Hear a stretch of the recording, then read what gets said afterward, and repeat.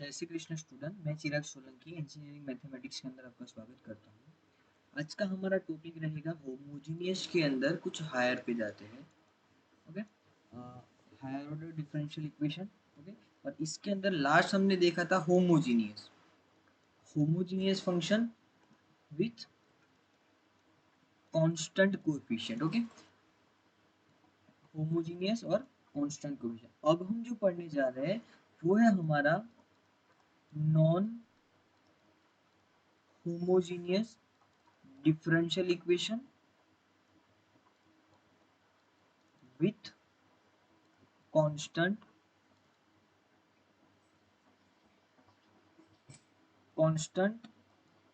coefficient।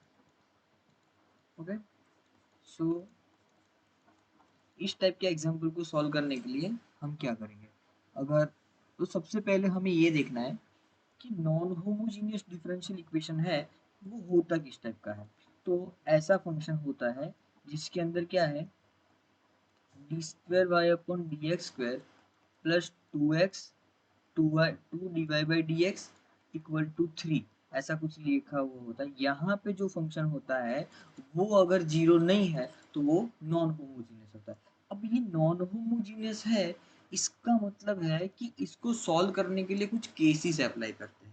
तो इसको सॉल्व करने के लिए जो मेथड है उस मेथड को कहते हैं अनडिटरमाइंड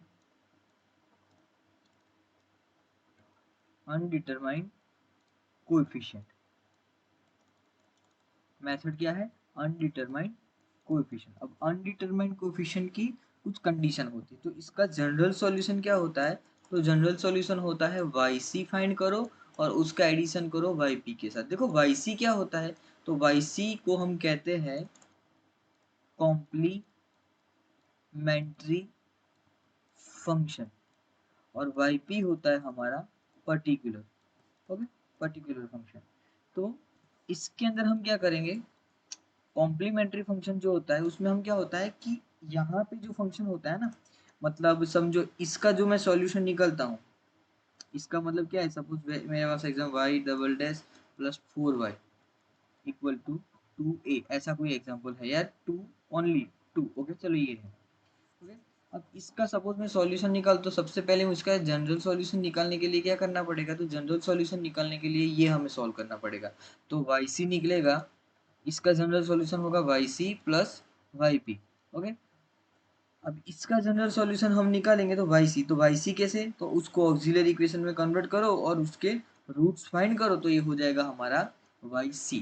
और yp हम कैसे फाइंड करेंगे, ये जो ऑपोजिट साइड जो वैल्यू है उसके नेचर के अकॉर्डिंग हम सॉल्व करेंगे। सपोज इसका नेचर कौन सा है, तो हो सकता है यहाँ पे जो हमें yp दिया है, इसका मतलब क्या है, yp का जो फंक्शन है वो इस टाइप का हो, तो हमें ये लेना है। तो क्या करेंगे, सपोज हमें दिया है सपोज हमें दिया है लाइक इस टाइप का कोई एग्जांपल हमें दिया है कि यहाँ पे जो yp है, जैसे कि यहाँ पे हम फंक्शन ले रहे हैं ना, ऑपोजिट साइड की जो वैल्यू ले रहे हैं, सपोज यहाँ पे कोई फंक्शन है जिसको हम एफ ऑफ एक्स कहते हैं, कि इसके लिए हम क्या करेंगे, तो देखो सपोज यहाँ पे हमारा फंक्शन है। ओके, तो इसके लिए हम yp क्या एज्यूम करेंगे, तो फंक्शन है हमारा के मतलब कोई कांस्टेंट टर्म। तो इसके लिए हम yp जो है हमारा वो डिनोट करेंगे ए से, मतलब ए वाली वैल्यू हम कंसीडर करेंगे। सपोज दूसरा ये हो सकता है, देखो इसमें कुछ केस है कि के e raise to a x, suppose इस टाइप का, मतलब कोई एक्सपोनेंशियल फंक्शन है। ये फंक्शन कौन सा है, ओनली कांस्टेंट। अब ये है एक्सपोनेंशियल फंक्शन, देखो ये कांस्टेंट है, कांस्टेंट, ये है एक्सपोनेंशियल। ओके, अब एक्सपोनेंशियल फंक्शन तो इसकी स्टैंडर्ड फार्मूला क्या है, देखो ये के है, उसकी जगह पे मैं ए ई रेस टू ए एक्स ऐसे लिखता हूँ।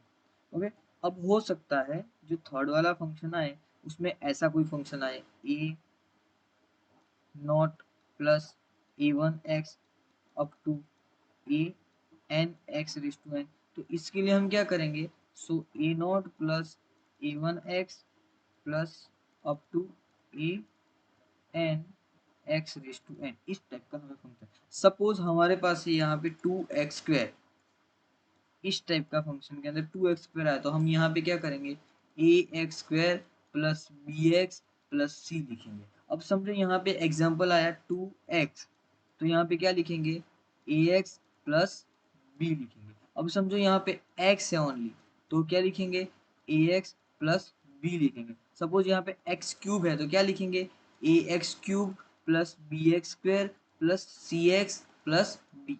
ऐसा हमारा इक्वेशन बनेगा किसके लिए, ये टर्म के, जिसको हम कहते हैं पोलिनोमियल इक्वेशन। ओके, अब समझो कोई एग्जांपल है हमारा जिसके अंदर साइन और कॉस आया तो, ओके, सपोज ऐसा भी हो सकता है ना फंक्शन के अंदर, तो कि कॉस फंक्शन आया तो कॉस कॉस बी एक्स आया, या फिर साइन बी एक्स आया, मतलब साइन ए एक्स बी एक्स जो भी कोई फंक्शन आया, तो उसके लिए हम क्या करेंगे, तो उसके लिए हम करेंगे a one cos b x plus a two sine b x. देखो साइन आए तो भी हमें ये लिखना है, कॉस आए तो भी हमें ये लिखना है। ओके, सपोज यहाँ पे साइन थ्री एक्स है तो लिखेंगे a one cos three x plus a two sine three x. Suppose यहाँ पे है कॉस की जगह पे साइन टू एक्स, तो यहाँ पे टू, मतलब जो भी आया हमें लिखना यही है। ओके, तो इतने उसके कुछ स्टैंडर्ड केसेस है।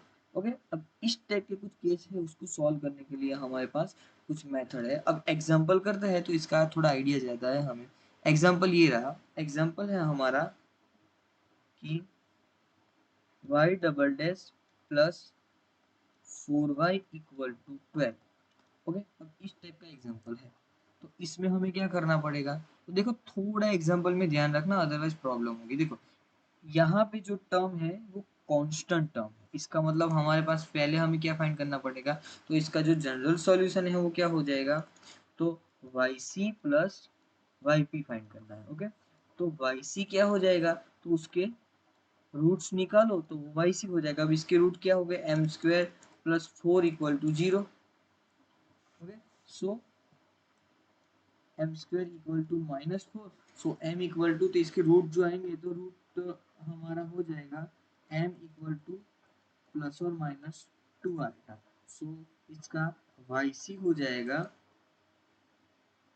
c1 cos 2x plus c2 sin 2x। ये हो गया हमारा yc मतलब फर्स्ट वाली टर्म। ओके, अब हम फाइंड करेंगे yp।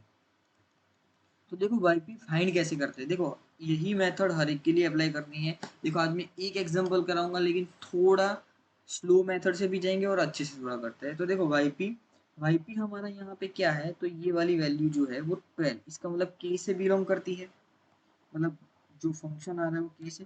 तो yp की जगह पे मैं k लिखूं of x equal to k लिखूं या फिर a लिखूं, कोई प्रॉब्लम नहीं है। सपोज मैं a लिखता हूं तो a लिख सकते हैं, k लिखना है तो k लिख सकते हैं। अब यहाँ पे इक्वेशन देखो, इक्वेशन हमारी कौन सी है, तो इक्वेशन है हमारी y double dash plus 4y equal to 12, ऐसी इक्वेशन है हमारे पास। yp हमने जो एज्यूम किया वो ये आया।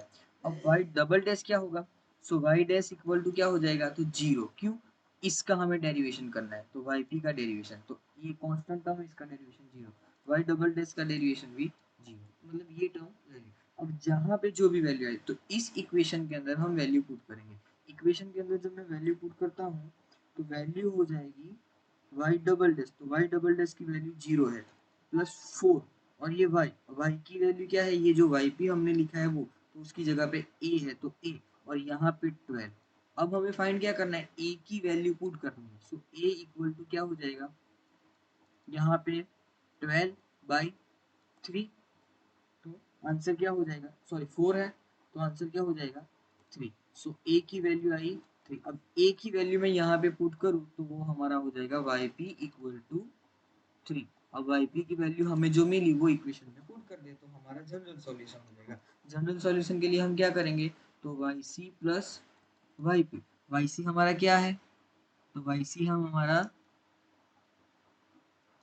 General solution equal to, yc क्या है, तो जनरल सॉल्यूशन हमारा है, कॉम्प्लीमेंट्री फंक्शन है हमारा c1 cos 2x plus c2 sin 2x। Okay, अब इसके अंदर हम yp ऐड करते तो yp की वैल्यू आई 3, तो ये हो गया हमारा आंसर। ओके, देखो आज के लिए हम इतना करते हैं, नेक्स्ट क्लास के अंदर थोड़े एग्जाम्पल इसके ज़्यादा करेंगे। ओके, यहाँ तक किसी को कुछ भी डाउट है तो कमेंट बॉक्स के अंदर मुझे कमेंट कर सकता है। धन्यवाद स्टूडेंट, जय श्री कृष्ण, जय श्री